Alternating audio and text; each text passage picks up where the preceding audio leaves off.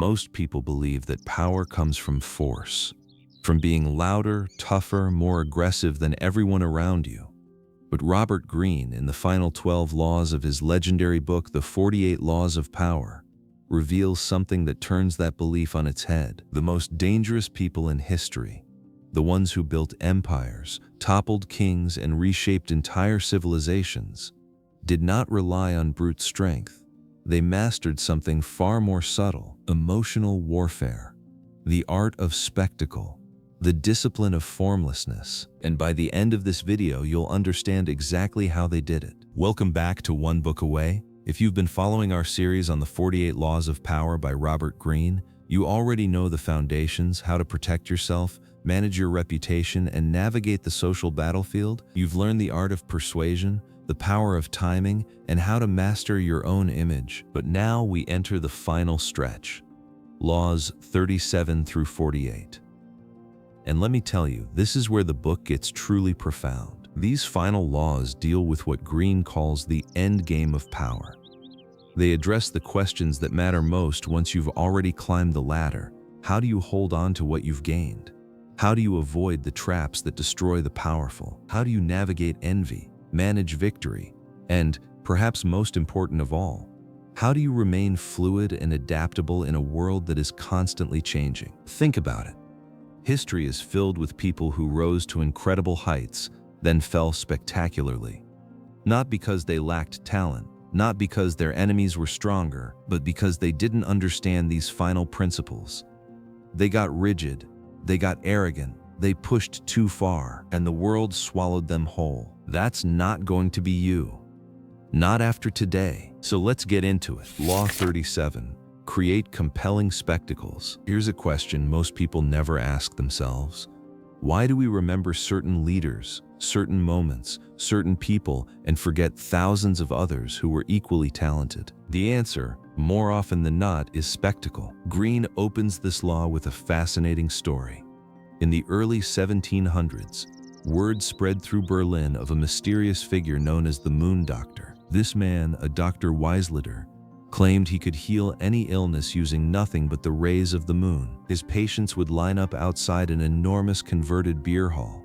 Inside, silver moonlight poured through tall northern windows, casting everything in an eerie glow. Patients would wait for hours, climbing a stairway to the second floor, hearing shouts and cries of miraculous healing from above. When they finally reached the doctor, he would lift the afflicted body part toward the moonlight, mumble something mysterious, and send them on their way.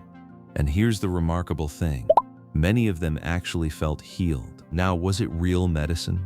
Of course not. It was theater. Pure, carefully orchestrated theater. The long wait, the ascending stairway, the strange sounds, the silvery light, every element was designed to bypass the rational mind and strike straight at the emotions. By the time patients reached the doctor, they were already in a kind of trance. They had surrendered to the spectacle, and this is Greene's point. Words are dangerous instruments. They invite argument, skepticism, resistance, but images, striking, dramatic, larger-than-life images, bypass all of that. They hit us at an emotional, almost primal level. We don't argue with what we see. We feel it. Julius Caesar understood this better than almost anyone. From the moment he entered public life, he staged enormous spectacles, wild beast hunts, gladiator fights, theatrical contests that made him synonymous with excitement and grandeur. When he crossed the Rubicon, launching a civil war, he turned the moment into pure drama, pointing to a mysterious figure blowing a trumpet on the riverbank and declaring it a sign from the gods. His generals, uncertain about the war, were swept up in the theatricality of the moment. Even in death, Caesar was a showman.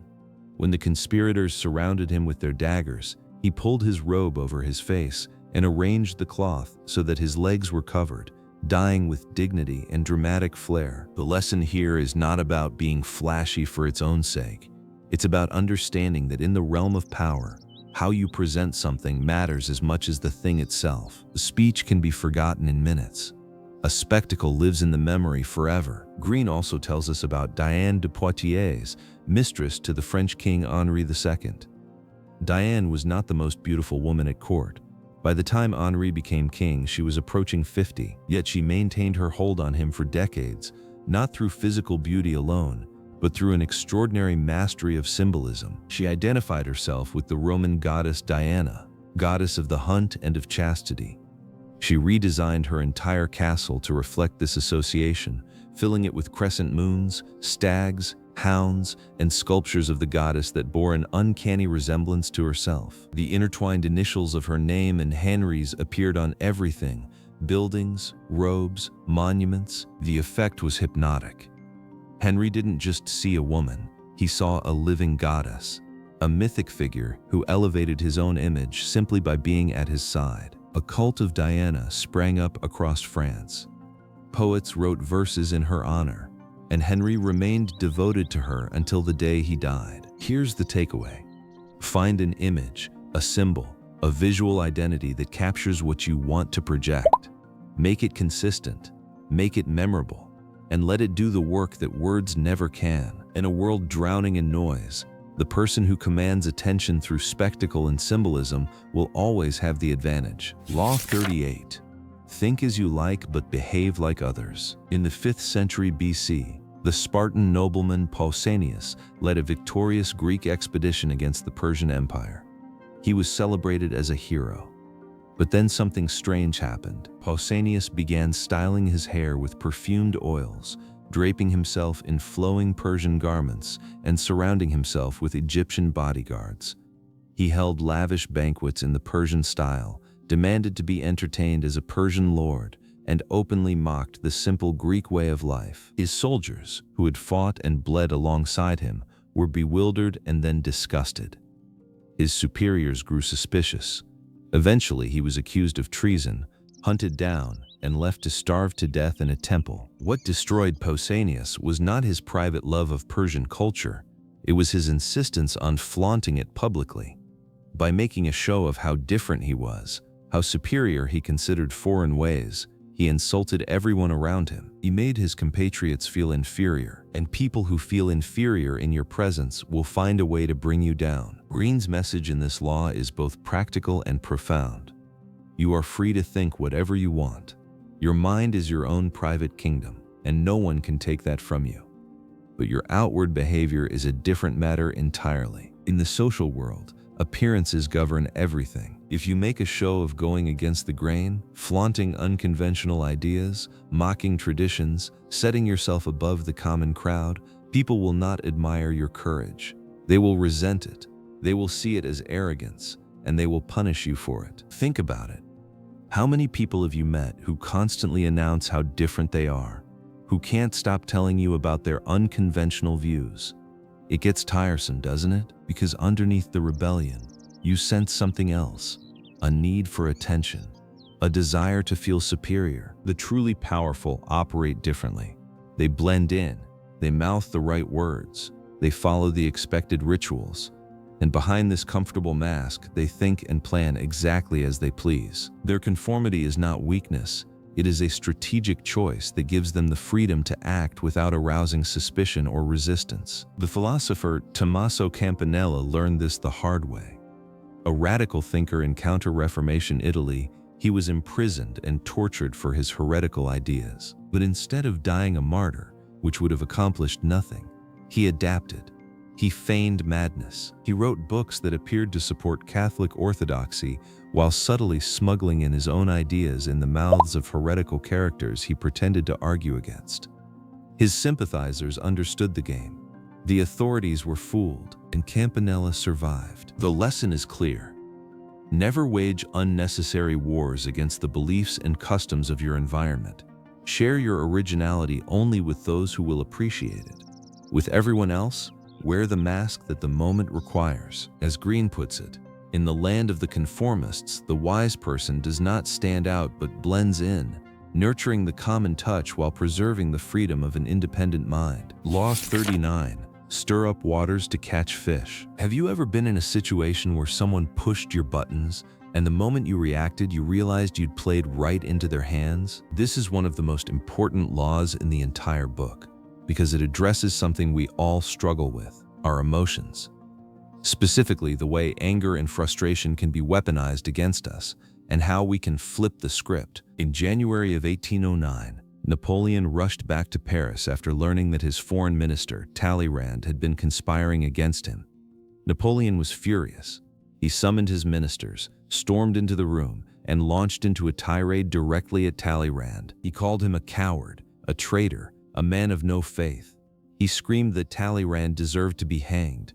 He even insulted the man's wife. And through all of this, every red-faced, bulging-eyed minute of it, Talleyrand simply leaned against the mantelpiece, looking bored, completely, maddeningly calm. When Napoleon finally exhausted himself and stormed out, Talleyrand slowly crossed the room, moving with his characteristic limp. As an attendant helped him with his cloak, he turned to his fellow ministers and said, "What a pity, gentlemen, that so great a man should have such bad manners." That one sentence did more damage to Napoleon than any army could. Word spread instantly through Paris that the great emperor had lost control, that a subordinate had outmaneuvered him simply by refusing to react. From that day forward, people began to see Napoleon differently. As Talleyrand later said, "This is the beginning of the end," and it was. The tirade was a turning point. Napoleon's loss of composure revealed something his enemies had long suspected, that beneath the genius strategist was a man who could be rattled, who could be manipulated, who could be baited into mistakes. Greene's point here is devastating in its simplicity. An angry reaction is almost never powerful. It looks impulsive, childish, out of control. It reveals your weaknesses. It gives your opponents exactly what they wanted, proof that they've gotten under your skin. But here's the flip side, and this is where the real power lies. If you can control your own emotions while stirring up those of your opponents, you gain an enormous advantage. Make them angry while you stay calm, and they will make mistakes. They will overreact. They will reveal the very weaknesses they were trying to hide. The Ethiopian emperor Haile Selassie used this principle masterfully.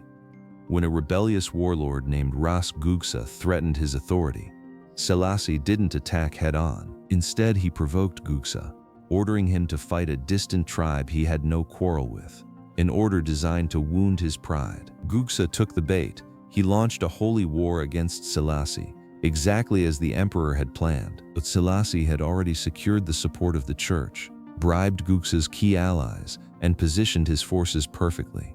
The rebellion collapsed almost immediately. By staying calm and strategic while his enemy raged, Selassie turned the situation entirely to his advantage. Gugsa's anger blinded him. Selassie's composure gave him clarity. Remember this: nothing in the social world is truly personal. People's anger almost always has roots that go far beyond you. When someone lashes out, don't take the bait. Step back, observe. Let their emotions work against them while your calm becomes your shield and your weapon. Law 40. Despise the free lunch. What is offered for free is usually the most expensive thing of all. This law might seem counterintuitive at first. Who doesn't love a bargain? Who doesn't want something for nothing? But Greene argues that in the world of power, the free lunch is one of the most dangerous traps you can fall into. And history is filled with people who learned this the hard way. Consider the legend of El Dorado. After the Spanish conquered the Incan Empire, gold fever swept through Europe. Adventurers by the thousands poured into South America, chasing rumors of a golden city where the streets were paved with precious metal. In 1541, Gonzalo Pizarro led the largest expedition yet. 340 Spaniards, 4,000 Indian porters, thousands of animals deep into the jungles of Ecuador. They marched for over a year. The rain rotted their gear. Mosquitoes devoured them. They ate their own dogs and horses. The Indians they tortured for information simply sent them farther into the jungle to get rid of them. In the end, barely 100 survivors staggered back, having marched 2,000 miles in an enormous circle and found absolutely nothing. The vast sums invested in the expedition were totally wasted, and it didn't stop there. For decades, expedition after expedition chased the phantom of El Dorado. The obsession with easy gold drained Spain's treasury, depopulated entire towns, and contributed directly to the decline of the Spanish Empire. A nation that had been the most powerful in Europe gradually destroyed itself, pursuing wealth that didn't exist. Think about it. The promise of sudden, effortless riches short-circuited the rational minds of otherwise intelligent people. They abandoned agriculture, neglected their armies, and chased mirages across a continent. The free lunch, the fantasy of wealth without work, was their undoing. Greene's message extends far beyond treasure hunting. In every area of life, what comes too easily or too cheaply carries hidden costs. The friend who offers favors without asking for anything creates an invisible debt. The bargain that seems too good to be true usually is. The business deal that promises fantastic returns with no risk is almost always a trap. The truly powerful understand that everything worth having has a price, and they are willing to pay it. They pay their own way to maintain their independence. They spend generously and strategically, knowing that money in circulation buys influence, loyalty, and freedom. They never let the lure of easy gains cloud their judgment. The Renaissance writer Pietro Aretino understood this brilliantly. When he arrived in Venice with modest savings, he didn't hoard his money. He threw open his doors, hosted lavish banquets, tipped generously, and gave freely to beggars and washerwomen. Word spread quickly. Here was a man of power and generosity. Artists, nobles, and visiting dignitaries flocked to his home. His open-handedness bought him something money alone never could: a reputation, a network, and eventually the patronage of the most powerful people in Europe. The lesson: be lavish with your resources when it serves a strategic purpose.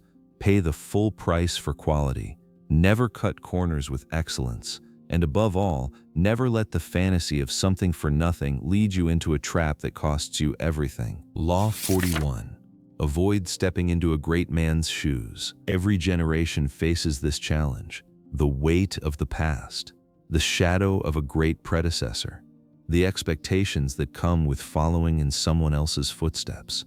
And more often than not, that shadow proves crushing. When Louis XIV died in 1715 after 55 glorious years on the French throne, the entire country turned its eyes to his successor, the 5-year-old Louis XV. The boy had the best tutors in France. He was groomed from infancy to continue the Sun King's legacy. But when he finally took power, something went wrong. Rather than building on his grandfather's achievements, Louis XV surrendered himself to pleasure. Gambling, mistresses, elaborate parties, these became his obsessions. The affairs of state bored him. He let his ministers and mistresses run the country while he chased amusement, and the result was catastrophic. France's debts soared, its military weakened. The court that Louis XIV had turned into the envy of Europe became a playground for parasites. By the time Louis XV died, France was headed straight for revolution. His grandson Louis XVI inherited a country in crisis and eventually lost his head for it, literally. Why does this pattern repeat so often? Why do the children and successors of great leaders so frequently fail? Greene's answer is both simple and deep. When you inherit power, when you walk into a position created by someone else's effort and brilliance, you lack the one thing that made them great in the first place: necessity. The original leader built something from nothing. They were driven by hunger, ambition, a desperate need to prove themselves. Their successor feels none of that urgency, and without urgency, talent atrophies, energy dissipates, greatness fades. But there's a deeper problem too. When you follow a great predecessor, everything you do is measured against them. You are trapped in their shadow. Their methods become the standard, even when circumstances have completely changed. You end up imitating a past that no longer applies, rather than forging a path of your own. Alexander the Great understood this better than anyone in history. From childhood, he loathed his father, King Philip of Macedon. Not because Philip was weak, quite the opposite. Philip was a brilliant general and cunning politician, but Alexander saw that following in his father's footsteps would mean forever being compared to him. So he deliberately made himself the opposite: bolder, more reckless, more dramatic. When Philip hesitated, Alexander charged. When Philip used cunning, Alexander used audacity. The moment that captures this perfectly is Alexander taming the wild horse Bucephalus, a beast no one else could control. Where others saw a dangerous animal, Alexander saw an opportunity to outshine his father in front of the entire court. He rode that horse all the way to India. After Philip was murdered, Alexander didn't simply continue his father's work. He psychologically started from nothing. He cut the Gordian knot with a sword instead of trying to untie it, announcing to the world that he would do things his own way. He conquered Persia, marched into India, built an empire that dwarfed his father's, and did it all by refusing to walk in anyone else's shadow. The lesson for all of us is clear. Whether you're following a successful predecessor at work, living in the shadow of a famous parent, or simply building on your own past achievements, never let the past dictate your future. The world is constantly changing. What worked yesterday may be poison today. You must be willing to forge your own identity, find your own voice, and, metaphorically at least, slay the father figure that holds you back. Law 42.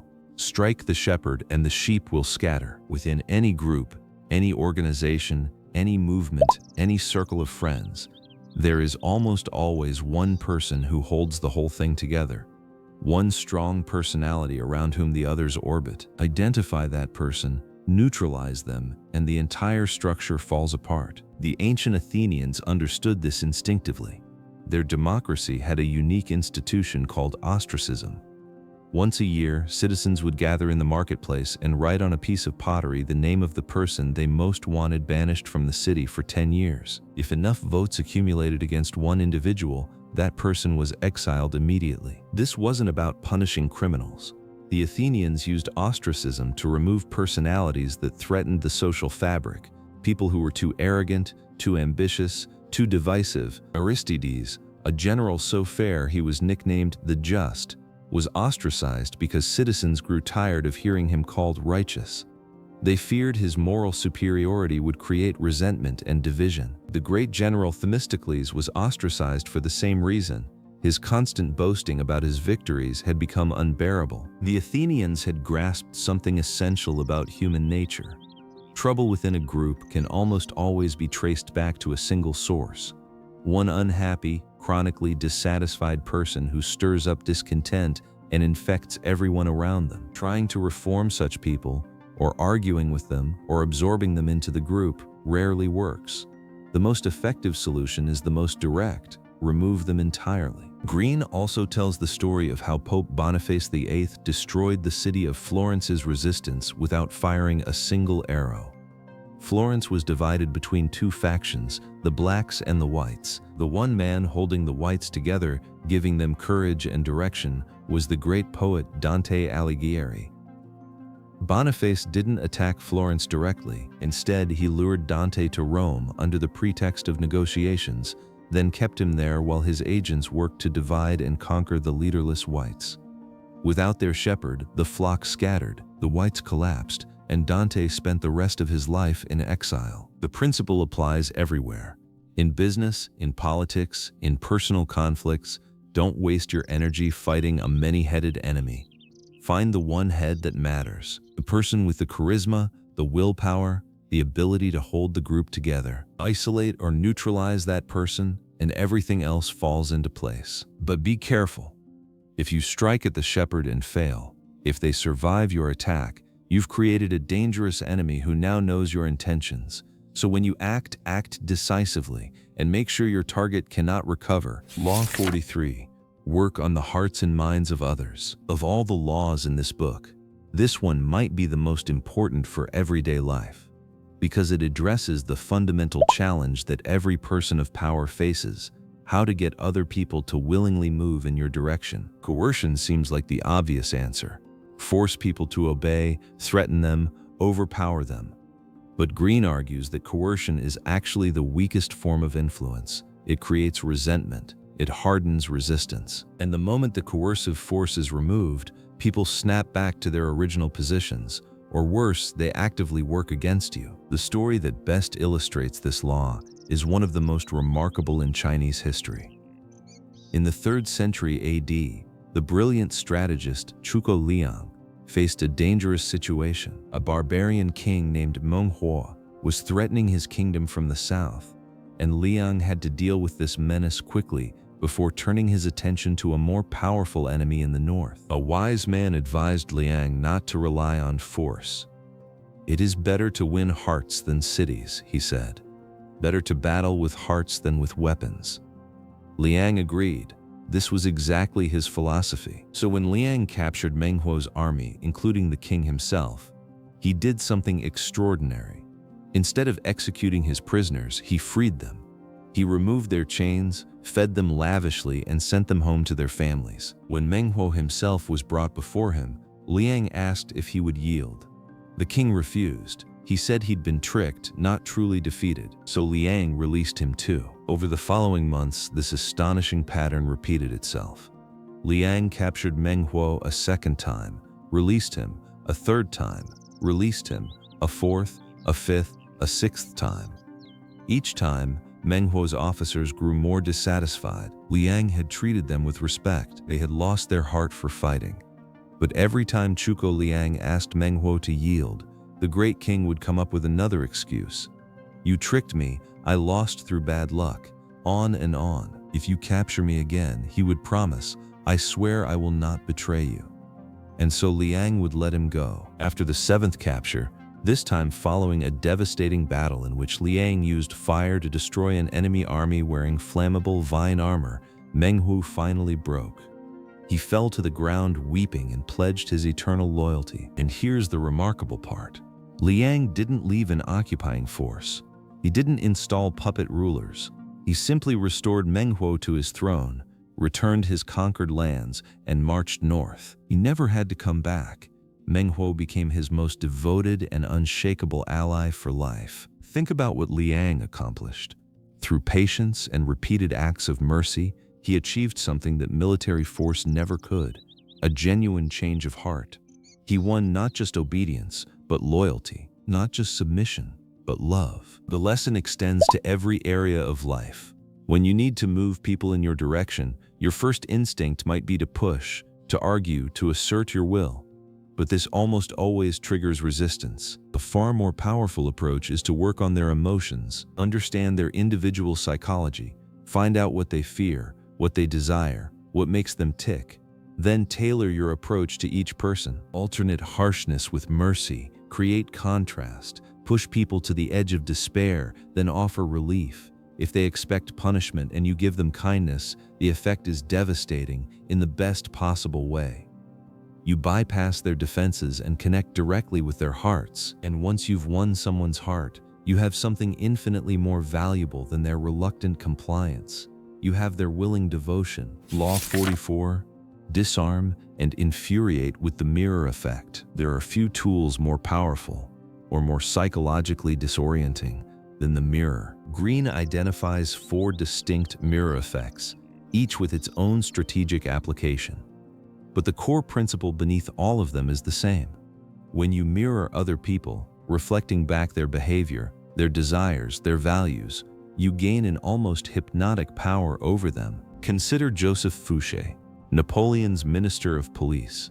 For years, Napoleon tried to figure Fouché out, but the man was impossible to pin down. He changed colors like a chameleon, radical Jacobin one year, moderate Republican the next, committed imperialist the year after that. Whatever Napoleon did, Fouché mirrored. Whatever the emperor's spies reported, Fouché had spies watching those spies. When Napoleon tried to trap Fouché in a conspiracy, the minister simply reflected the trap back at him. He arranged things so that his own agents appeared to be loyal double agents working for Napoleon. The emperor could never get a clear picture of what Fouché was really doing, because all he ever saw was his own strategy reflected back at him. This is the neutralizing mirror. By mimicking the moves of those above you, you create a perfect shield. Your opponents can't see your strategy because all they see is their own. Behind this screen, you're free to plan and maneuver without interference. Then there's the Narcissus effect, perhaps the most seductive mirror of all. Alcibiades, the brilliant and infamous Athenian politician, mastered this art. Whenever he met someone new, he would study them intently, then reflect back their deepest values and desires. With the philosopher Socrates, he became a model of virtue and simplicity. With the luxury-loving Persians, he became the most extravagant host in the land. With the austere Spartans, he bathed in cold water and ate black broth. Everyone who met Alcibiades felt they were looking into a mirror that showed them a more magnificent version of themselves. This is irresistibly seductive, because we are all in love with ourselves, and nothing is more flattering than having someone reflect our best qualities back to us. But use this mirror too freely, as Alcibiades did, and the spell breaks. People eventually feel used. The trick is subtlety and discretion. Mirror selectively. Reflect only the most important desires of the people who matter most to your plans. Greene also describes the moral mirror, teaching someone a lesson by giving them a taste of their own medicine. When Ivan the Terrible grew frustrated with the Russian people's endless complaints and disrespect, he didn't lecture them. He abdicated the throne and placed a Tartar general in his seat, a ridiculous puppet ruler who dressed like Ivan but had no real power. For 2 agonizing years, the Russian people experienced what life was like without a real czar. By the time they begged Ivan to return, they had learned their lesson. They granted him absolute power and never challenged him again. The mirror is a tool of immense versatility. You can use it to shield your actions, seduce your targets, teach your enemies a lesson, or deceive them with perfect copies of reality. But remember, like all powerful tools, it must be wielded with care. If people see through the mirror, if they catch you in the act of manipulation, the spell reverses instantly. What was charming becomes sinister. What was seductive becomes repulsive. The art lies in making the reflection seem effortless and natural, so that no one suspects a mirror is involved at all. Law 45. Preach the need for change, but never reform too much at once. Everyone agrees that change is necessary. In the abstract, we all want progress, innovation, improvement. But in practice, in our day-to-day lives, we are creatures of deep habit. We cling to the familiar. We resist disruption. And when someone forces too much change too quickly, we don't thank them for it. We rebel. Thomas Cromwell discovered this the hard way. As the power behind King Henry VIII's throne, Cromwell engineered one of the most dramatic transformations in English history. The break with Rome and the creation of the Church of England. He dissolved hundreds of monasteries, seized their vast wealth, and imposed Protestantism on a country that had been Catholic for 1,000 years. The speed of these reforms was breathtaking. Churches were demolished, stained glass windows smashed, treasured religious artifacts destroyed. Monks who had spent their lives in quiet service were thrown into the streets. The poor, who had depended on monasteries for food and shelter, suddenly had nowhere to turn. The backlash was ferocious. Powerful revolts erupted across northern England. The king himself began to regret the changes, and when Cromwell compounded his errors by arranging a disastrous marriage between Henry and the unattractive Anne of Cleves, his fate was sealed. He was arrested, charged with heresy, and beheaded before a cheering crowd. Cromwell's mistake was not in wanting change. His reforms were arguably necessary. His mistake was in moving too fast, too openly, and too brutally. He tore away the comforting structures of the past without giving people anything to replace them with. He created a void, and people fear nothing more than a void. They associate it with chaos and death. Compare Cromwell's approach with that of Mao Zedong, who faced an even greater challenge, transforming the most tradition-bound civilization on Earth. Mao understood that Chinese culture was inseparable from its past. Confucius still shaped how people thought and felt 2,000 years after his death. To directly attack the past would have been suicidal. So Mao did something brilliant. He cloaked his revolution in the clothing of the past. He presented his communist army as an extension of the beloved outlaws from the classic novel The Water Margin. He cast himself not as a Chinese Lenin but as a modern version of Zhuge Liang, the legendary warrior philosopher. He associated his regime with the great unifying Emperor Qin, reinterpreting this historical figure to justify his own bold actions. The effect was powerful. By wrapping radical change in familiar packaging, Mao made the revolution feel like a natural continuation of Chinese history rather than a rupture from it. People could accept the new because it felt connected to the old. The lesson for all of us: when you need to make changes, do not advertise them as radical departures. Make them feel like gentle improvements on the past. Borrow the language, the symbols, and the rituals of tradition, even as you reshape everything beneath the surface. Respect the human need for continuity, and your reforms will meet far less resistance. Law 46. Never appear too perfect. Here's a truth that most people learn too late, if they learn it at all. Being envied is one of the most dangerous positions you can occupy, and the fastest way to trigger envy is to appear as if you have no flaws. The playwright Joe Orton was riding an incredible wave of success in 1960s London. His sharp, wicked farces were the toast of the West End. He was young, handsome, charming, and suddenly famous. Everything was going spectacularly right. Meanwhile, his partner Kenneth Halliwell, the man who had supported Orton for years, who had been his mentor and collaborator, was slowly falling apart. Halliwell had no career of his own. He was balding, awkward, and increasingly invisible at parties where Orton was the center of attention. Envy aided him like acid. Orton saw the problem but didn't know how to fix it. He tried to help Halliwell launch an art career, but this only made things worse. It felt like charity, confirming Halliwell's sense of inferiority. In August of 1967, Halliwell bludgeoned Orton to death with a hammer and then killed himself. It's a horrifying story, and Greene uses it to illuminate something most people refuse to acknowledge. Envy is one of the most powerful and destructive emotions in human nature, and unlike anger or jealousy, envy is almost never expressed openly. No one admits to feeling it. It festers underground, disguised as criticism, as moral disapproval, as helpful advice that somehow always undermines you. Think about it. When someone around you succeeds, do you feel a twinge of something uncomfortable? A subtle wish that they'd fail, just a little? Most of us have felt this, even if we'd never admit it. Now imagine being on the receiving end of that emotion, multiplied across dozens or hundreds of people.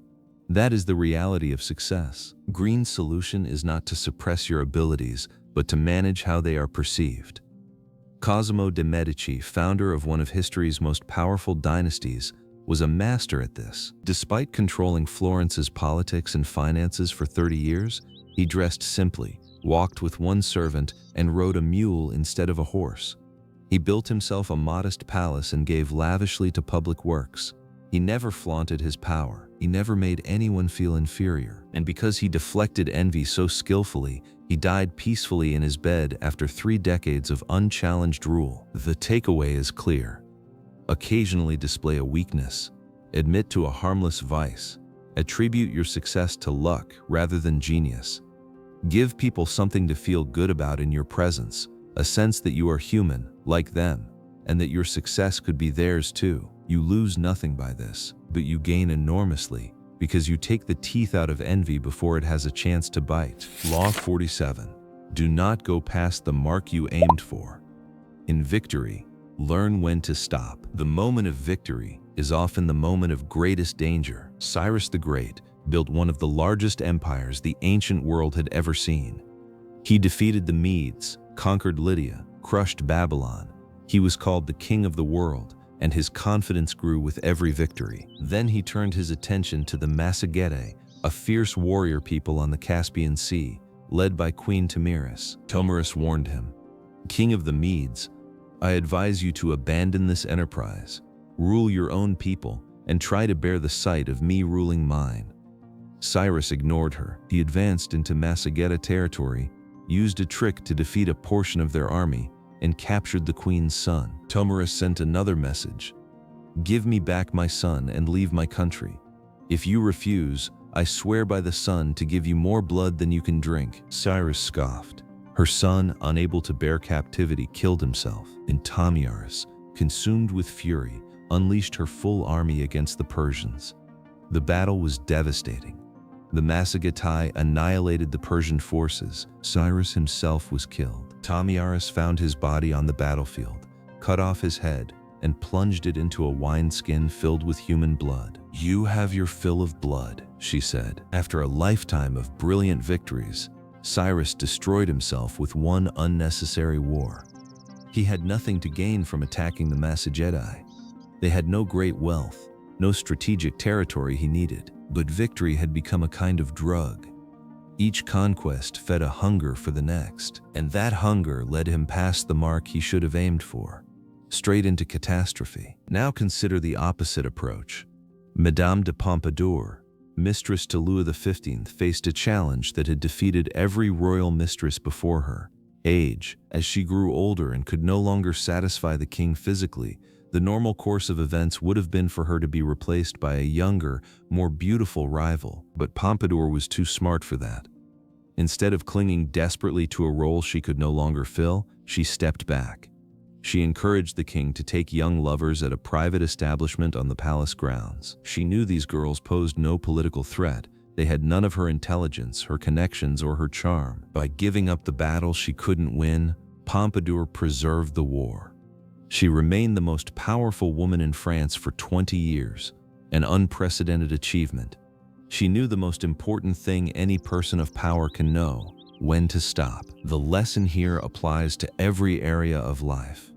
After a victory, whether in business, in a relationship, in a creative project, there is an overwhelming temptation to push for more, to keep the momentum going, to strike while the iron is hot. But this is precisely when you are most vulnerable, because success breeds arrogance. Arrogance breeds carelessness, and carelessness breeds disaster. Set a goal, achieve it, then stop. Resist the intoxication of triumph.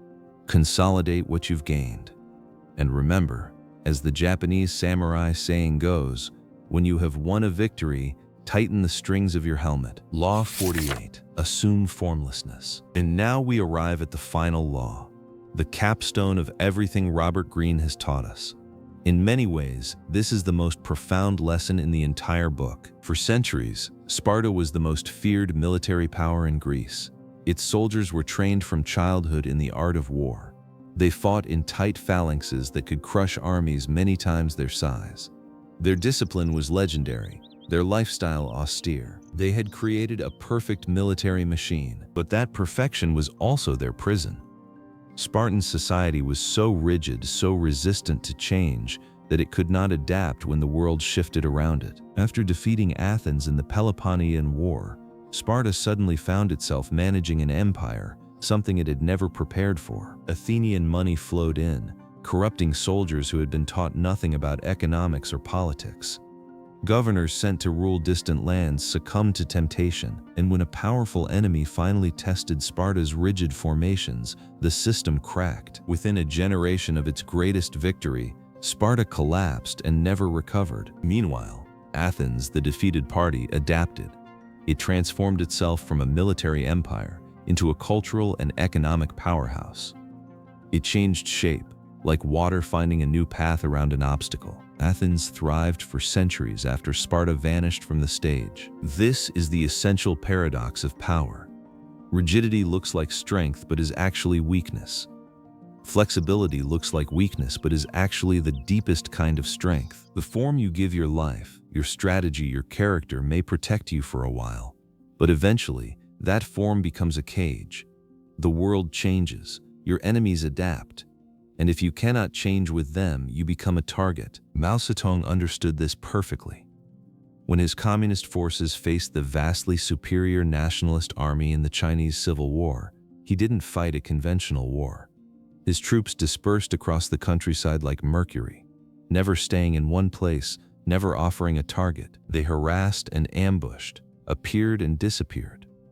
The nationalists couldn't figure out what Mao was doing because there was nothing fixed to analyze. It was a strategy drawn from the ancient Chinese game of Go, a game where the goal is not to attack directly but to spread out, surround, and gradually suffocate your opponent. By assuming formlessness, by refusing to commit to any fixed position, Mao turned the nationalists' strength against them. Their massive, well-equipped armies became slow, unwieldy targets, sitting ducks for encirclement. And this brings us to the deepest truth of the final law. The powerful are not those who build the biggest fortress or the strongest army. The powerful are those who can change shape, who can adapt to any situation, who give their enemies nothing solid to attack. Be like water, Greene tells us. Water has no shape of its own. It takes the shape of whatever container it flows into. It can be gentle or overwhelming. It can wear away stone.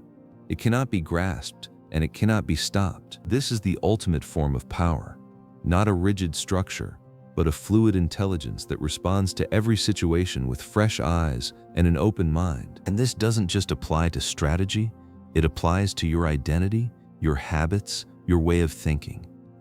The older we get, the more likely we are to calcify, to repeat the same patterns, to cling to the same ideas, to resist anything new. This is the beginning of death. The powerful remain alive by staying in motion, by constantly reinventing themselves, by refusing to let any form, no matter how successful, become permanent. And there you have it, the final 12 laws of power. Let's bring it all together with the key takeaways from part 4. First, use spectacle and symbolism to communicate what words cannot. Images bypass resistance and strike straight at the heart. Second, think freely, but conform outwardly. Your private mind is your kingdom. Your public behavior should be a strategic mask. Third, master your emotions and use them as weapons against those who cannot control theirs.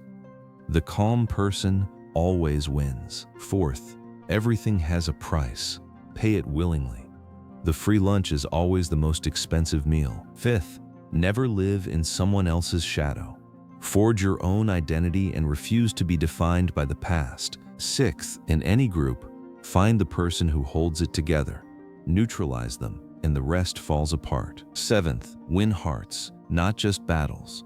Genuine loyalty cannot be coerced, it must be earned. Eighth, use the mirror to seduce, shield, and teach. Reflect the world back at itself, and you gain invisible power. Ninth, when you reform, disguise the change. Respect the human need for continuity. 10th, never appear flawless. Deflect envy before it grows into something dangerous. 11th, in victory, know when to stop. Arrogance after triumph is the surest path to destruction. And finally, the most important lesson of all, assume formlessness. Stay fluid, stay adaptable, give your enemies nothing to attack, and never ever stop evolving. This is the end of our journey through the 48 laws of power. 48 timeless principles drawn from 3,000 years of human history. And whether you choose to use them offensively or defensively, whether you see them as a playbook or a field guide for self-protection, one thing is certain: after absorbing these lessons, you will never look at the world the same way again. Take a moment to reflect on everything we've covered. Which law hit you the hardest? Which one made you rethink a relationship, a strategy, a mistake from your past? Drop it in the comments. I'd love to hear which of these final 12 laws resonated with you most. If you want to read the full book, and I truly believe everyone should, I've put links to get it on Amazon and listen free on Audible in the description below. And if you haven't already, make sure you go back and watch parts 1, 2, and 3 of this series. Each part builds on the last, and together they form the complete picture of Robert Greene's masterwork. Thank you for being here.